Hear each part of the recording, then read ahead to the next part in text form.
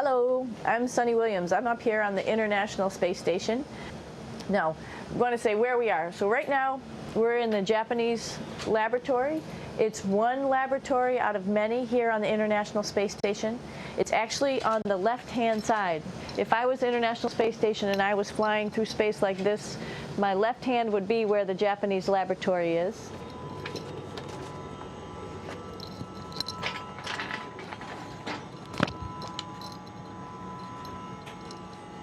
So now again, we're on the right-hand side, all the way on the right of the International Space Station. This is Columbus, the European module. It has science experiments all over. You could see it looks a little bit crowded.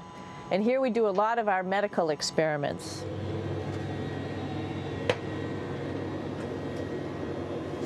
Here we are in the U.S. laboratory.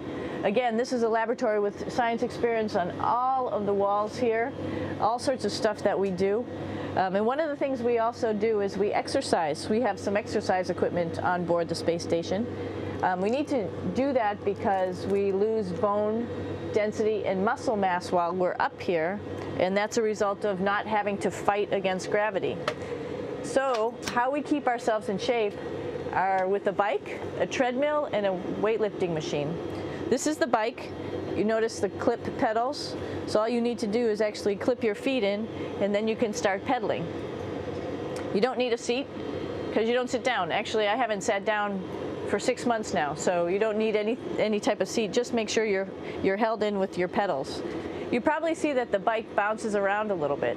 As I move it, it's not steady and held to the wall firmly. And the reason for that is the space station is pretty big. You saw that there's also solar arrays on the space station. If we start putting any forces into the space station, it's going to make those solar arrays bounce around a little bit. So to prevent that, the machines bounce around a little bit, move around a little bit, and that way we don't put any forces onto the structure of the spacecraft out to the solar arrays. All right, a little farther on. Come on.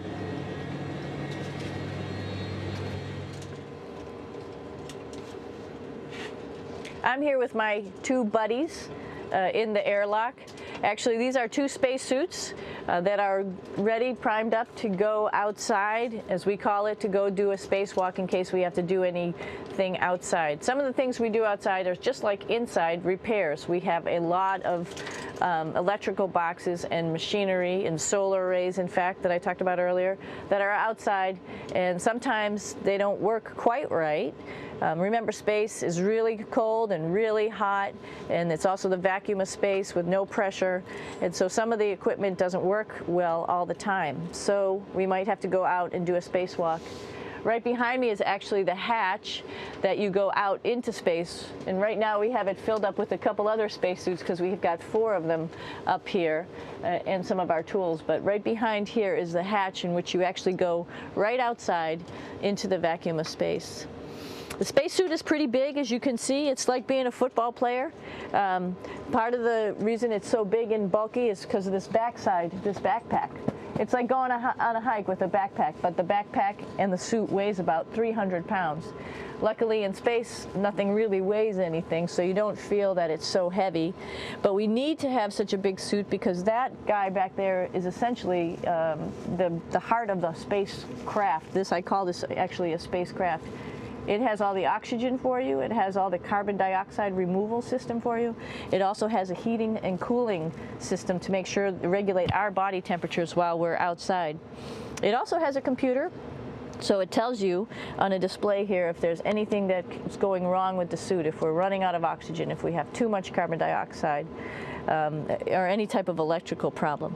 So it's a pretty awesome little spacecraft, and actually got to go out, use my little spacecraft a couple times, and it worked like a charm. Lucky that it works very nice. You might want to see what the helmet looks like. It's pretty cool too. We don't usually go out like this, so you usually can see when the helmet's open. So you can see what it looks like inside. Somebody's little head would be inside of here. So you can see, you can turn your head all the way around while you're inside of there, but the helmet stays still, so that's determines how far you could see. And it's usually pretty sunny out there, so we have to wear our sunglasses, and this is our sunglasses right here, which make you look pretty cool.